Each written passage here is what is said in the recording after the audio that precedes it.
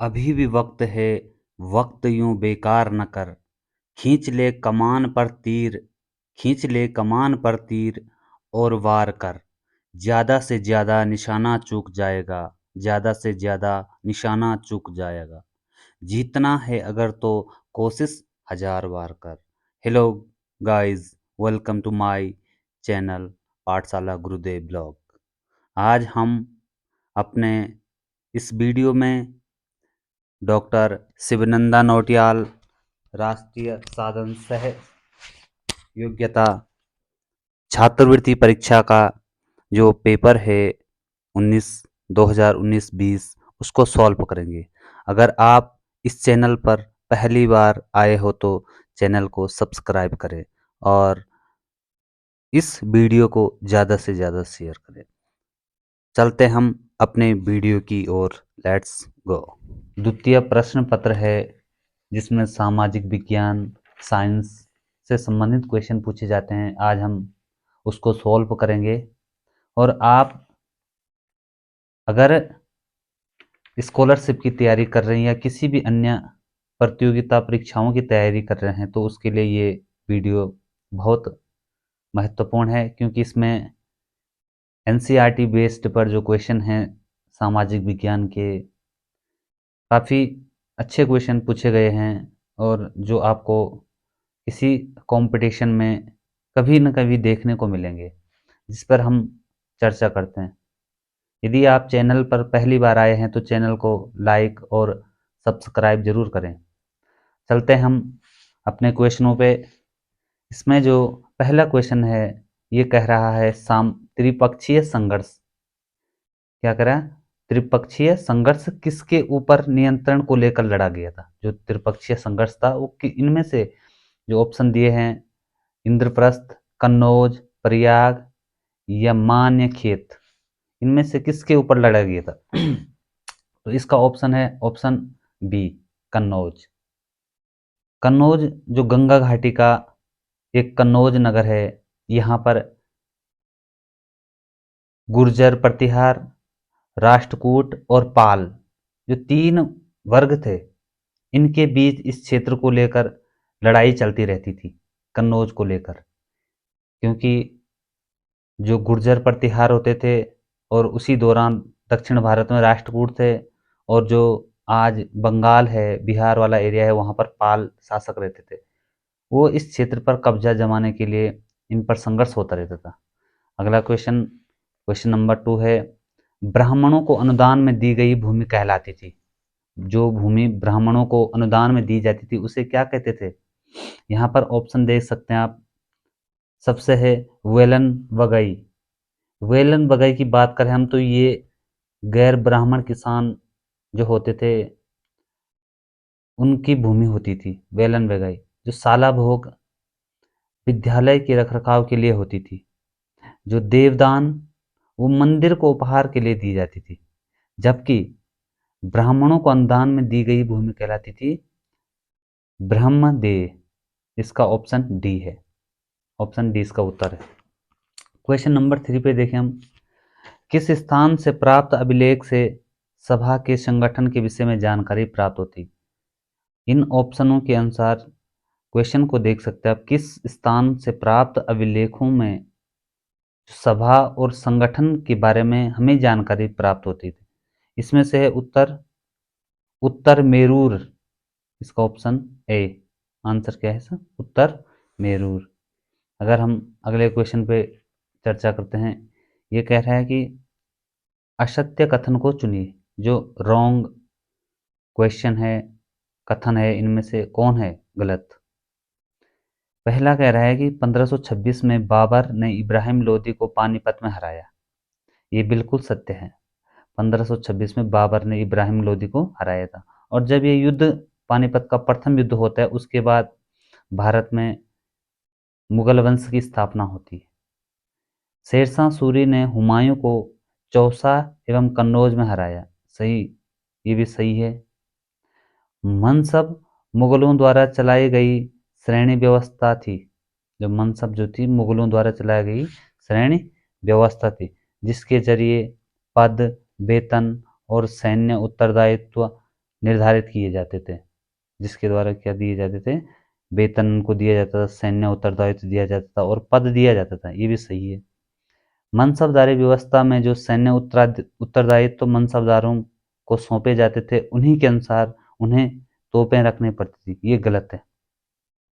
इसका आंसर असत्य ही है, असत्य कथन है। अगला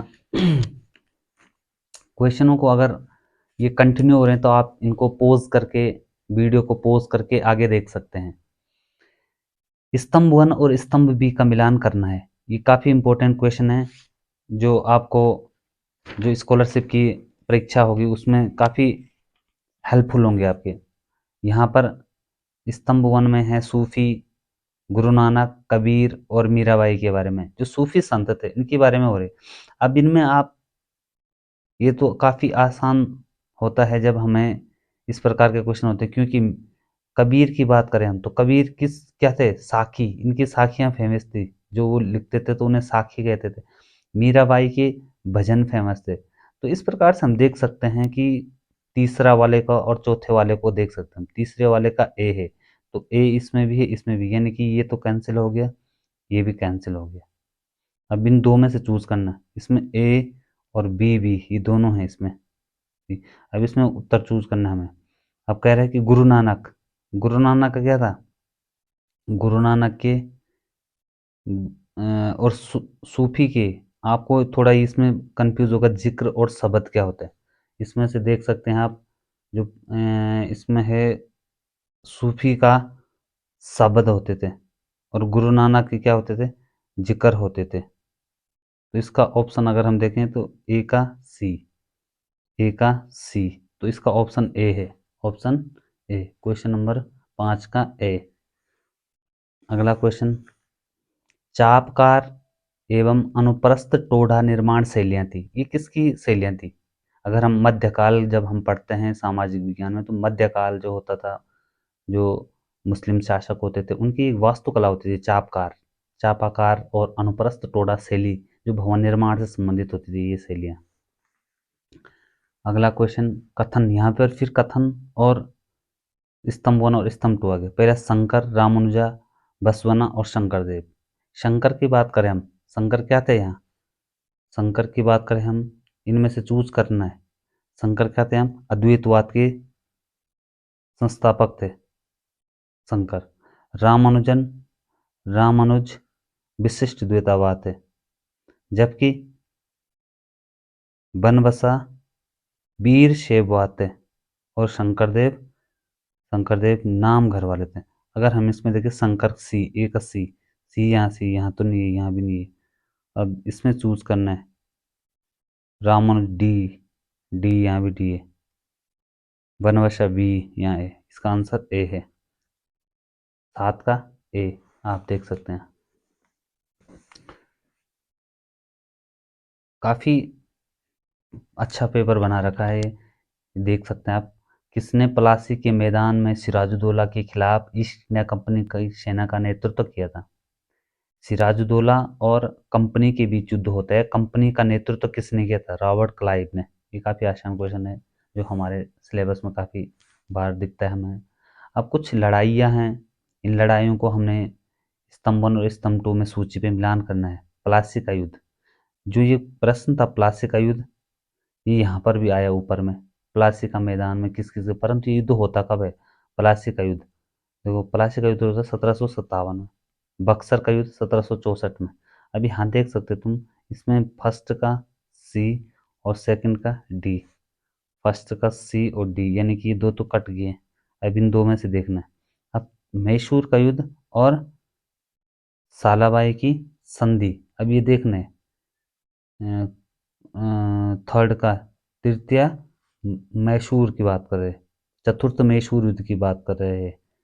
और चतुर्थ मैसूर हुआ था कब हुआ था? इनमें से 1799। और सालाबाई की संधि, सालाबाई की संधि आप देख सकते हैं, इसमें चतुर्थ मैसूर युद्ध हुआ था 1799 में और सालाबाई की संधि हुई थी 1782 में। तो इसमें चूज कौन होगा? सी डी बी,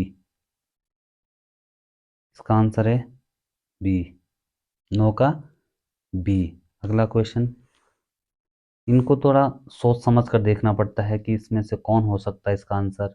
आपको अगर लगे कि वीडियो लंबी है तो वीडियो को पॉज करके देखें।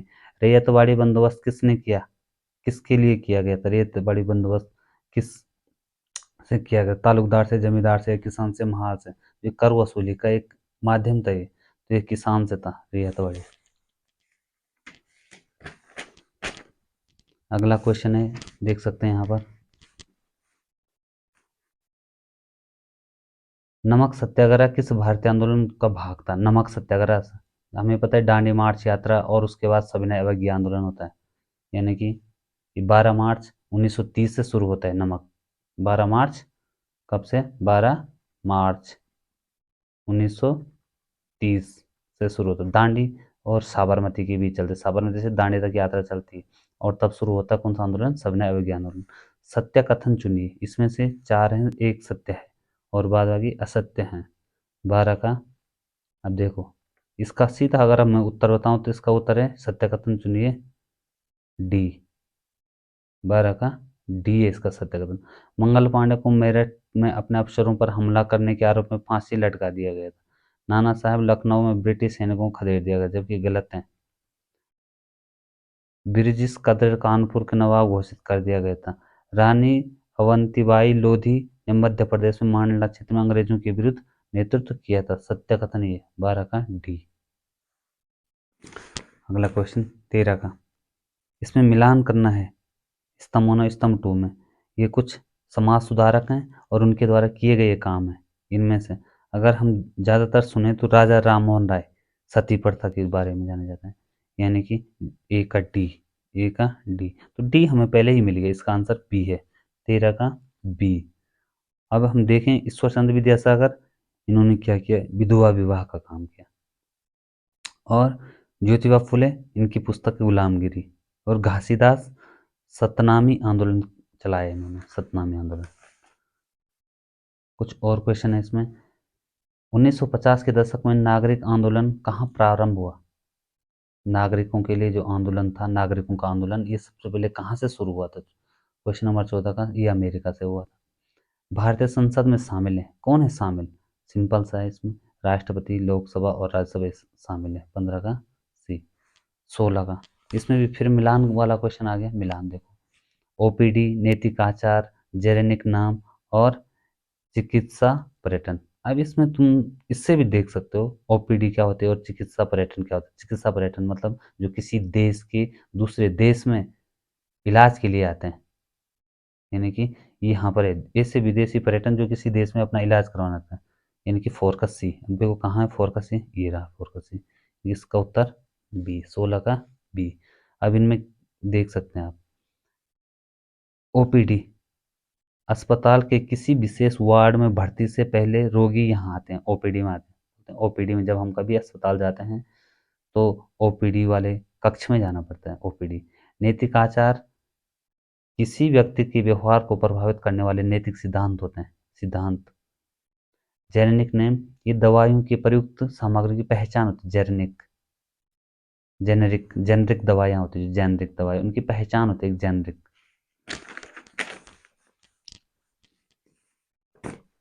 अगला क्वेश्चन, क्वेश्चन नंबर 17 है, असत्य कथन देखना है इसमें, इनमें से कौन सा असत्य कथन है। अब देखो भारत के हर राज्य में विधानसभा है, ये सही है। असत्य कथन चूज करना है तो ये सही सत्य है। विधानसभा का सदस्य विधायक कहलाता है, ये भी सही है।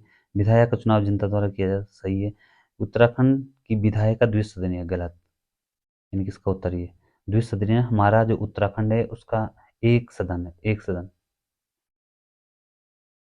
क्वेश्चन नंबर 18, सत्य कथन चुनिए, इसमें सत्य चूज करना है, 4 दिए हैं, 3 गलत होंगे और 1 सत्य होगा, यानी कि क्वेश्चन नंबर 18, 18 का यह सार्वभौम वयस्क मताधिकार का विचार भ्रातृत्व के विचार पर आधारित नहीं।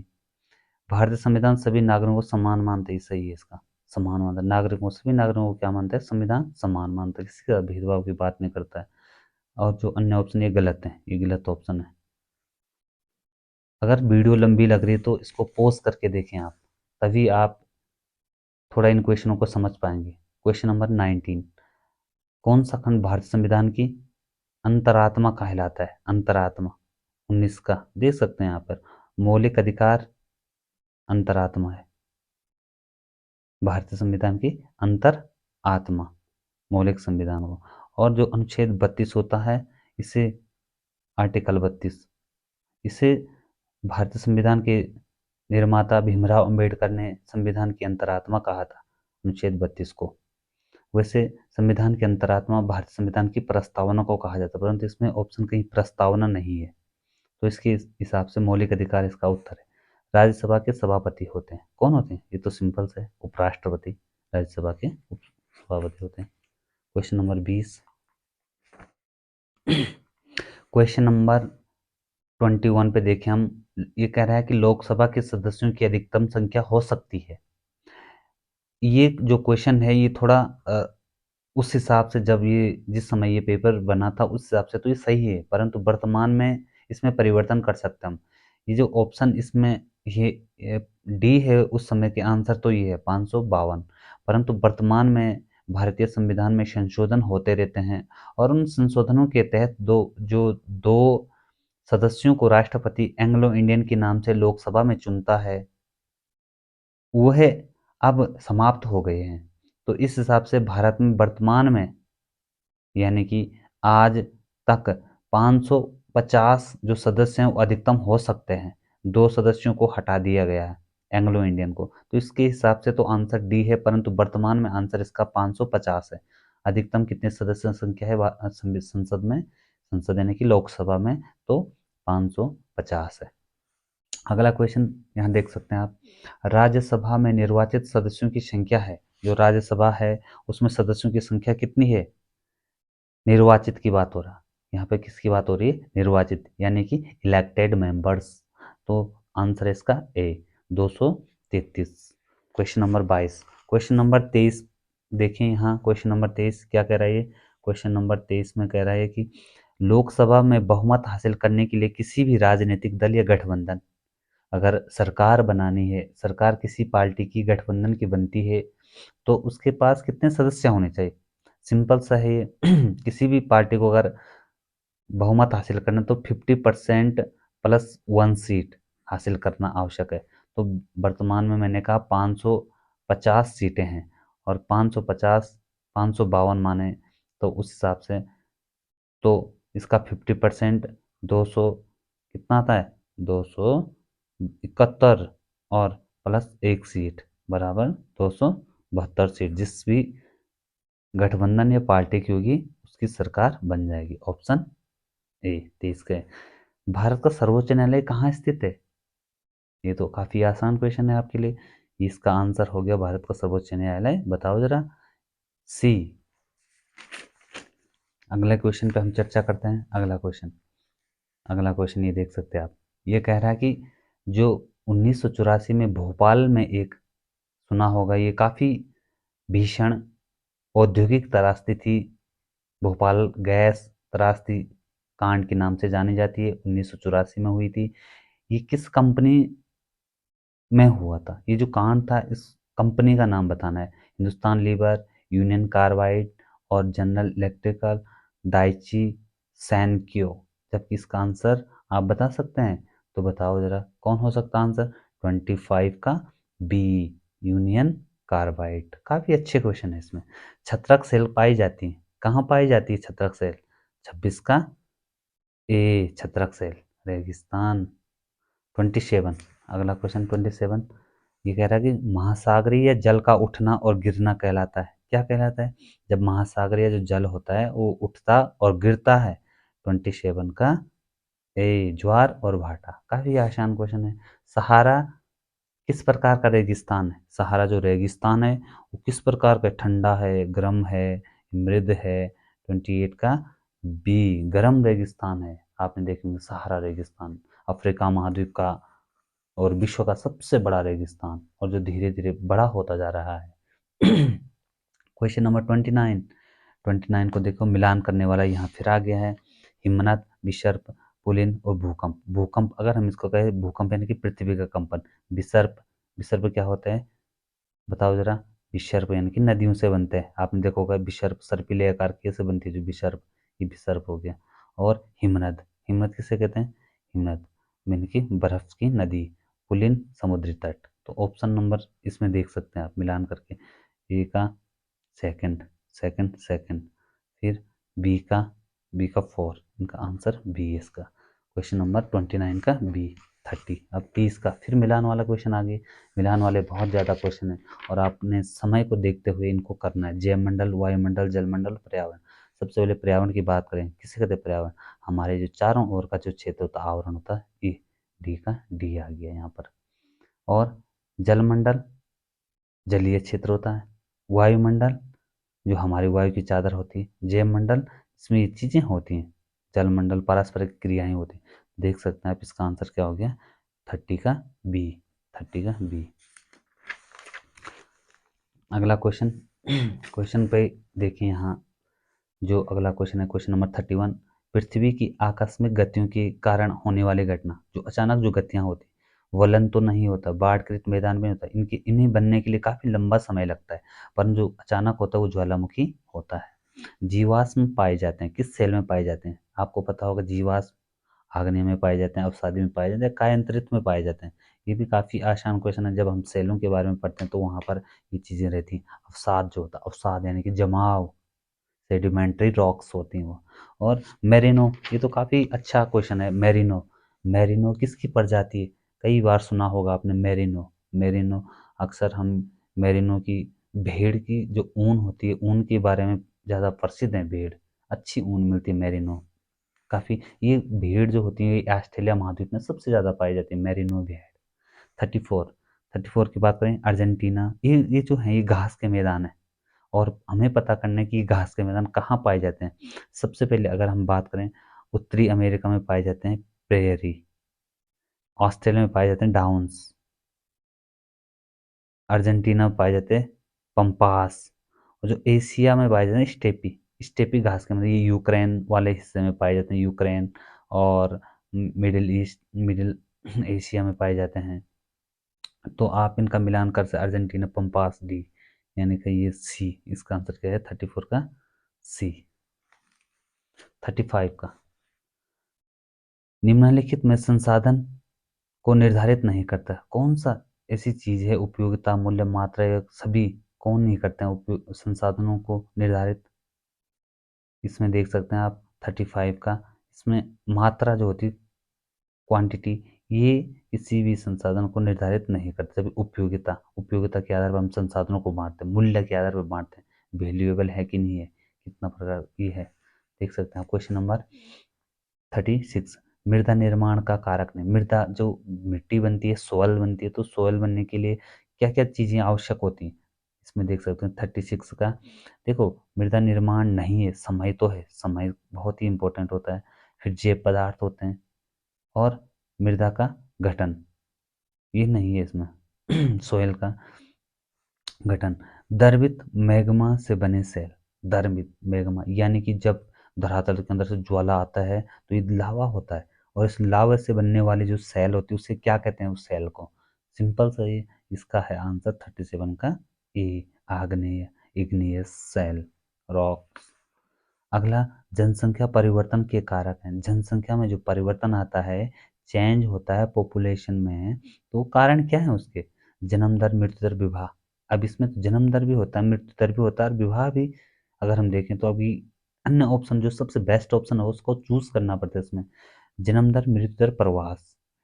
इसमें जन्म दर, मृत्यु दर भी है, प्रवास भी।